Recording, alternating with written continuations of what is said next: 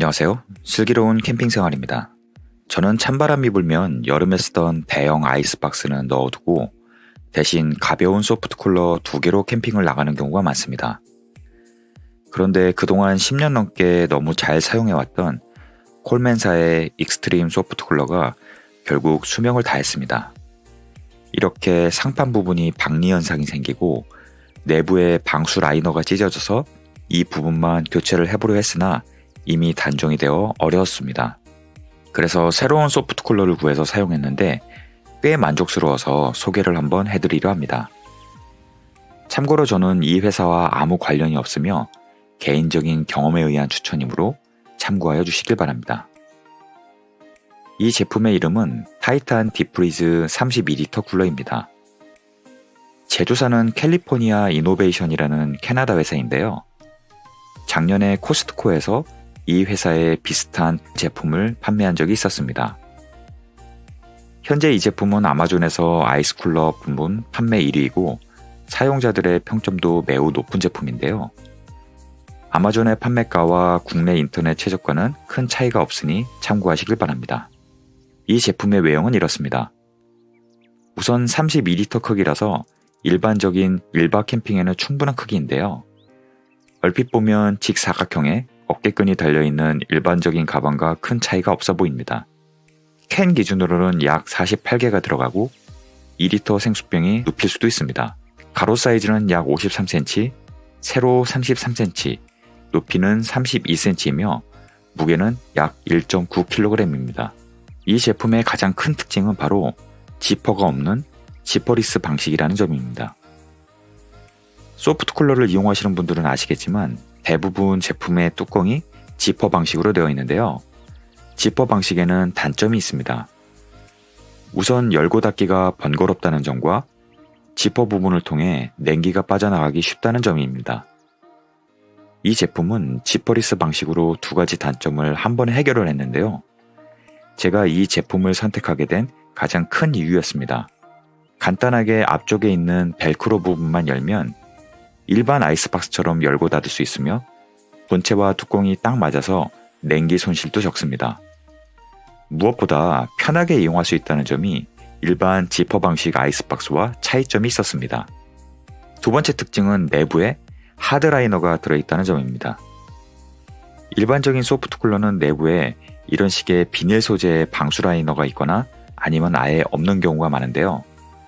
아이스박스 특성상 녹아서 생기는 수분이 있어서 방수 라이너가 필수적입니다. 물론 이렇게 탈부착이 되는 라이너가 있긴 하지만 대부분 내구성이 약하고 세척하고 말리는 것도 번거로운 경우가 많습니다.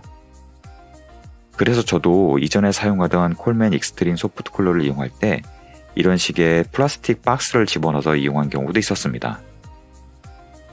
다행스럽게도 이 제품은 이렇게 쿨러 내부에 통째로 들어가는 친환경 플라스틱 소재의 하드라이너가 들어있었습니다. 그래서 세척이 필요시 이렇게 하드라이너를 통째로 꺼내어 간단하게 물세척하고 건조가 가능합니다. 또한 내부에 이렇게 별도로 공간을 분리해 주는 플라스틱 망이 있는데요. 제조사의 이름으로는 스마트 쉘프입니다. 쿨러 아래쪽에 넣었을 때 부담스러운 부드럽거나 약한 식자재를 위쪽으로 따로 분리해서 담을 수도 있고 반대로 자주 꺼내는 캔 음료나 맥주 캔들을 위쪽에 보관할 수도 있어서 편리했습니다. 세 번째 제품의 특징은 외부의 소재입니다. 제품 설명서상 이름은 라이노텍입니다. 이 소재는 방수이면서 오염 방지 처리가 되어 있는데요. 그래서 간단하게 오염을 물티슈로 청소가 가능하지만 더 중요한 점은 방수가 된다는 점입니다. 이렇게 수분에 노출이 되어도 간단하게 수건으로 제거할 수 있었습니다. 하지만 전면부의 지퍼 부분은 방수 소재가 아니라서 비에 지속 노출되면 포켓 내부에 물이 새 수 있습니다. 네 번째 특징은 소프트쿨러답지 않은 보냉력인데요.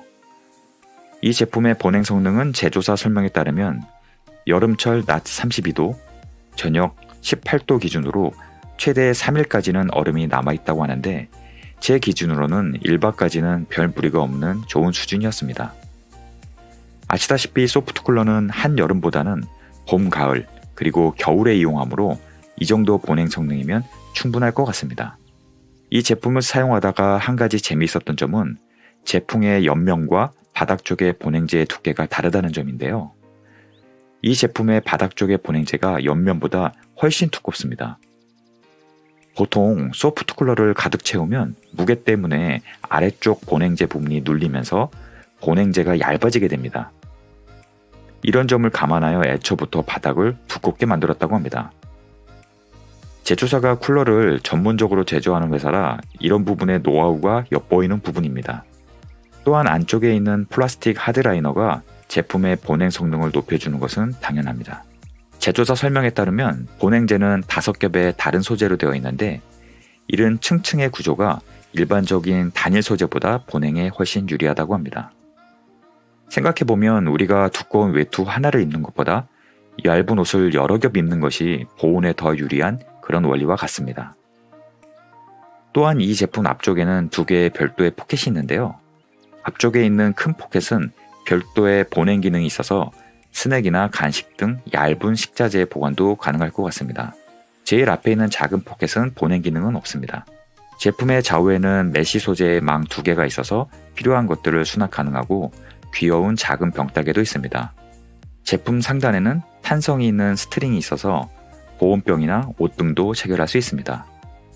마지막으로 이 제품의 어깨 스트랩을 보면 특이한 점이 있습니다. 이렇게 어깨 스트랩의 박음질이 제품 옆쪽으로 사선으로 박혀 있는데요. 그래서 어깨에 걸치면 자연스럽게 몸의 굴곡에 맞춰 제품의 각도가 조절이 됩니다. 이런 구조를 백세이버라고 하는데요. 조금이라도 사용자의 허리에 부담을 덜어주겠다는 제조사의 배려가 보입니다. 이 제품의 단점은 2가지입니다.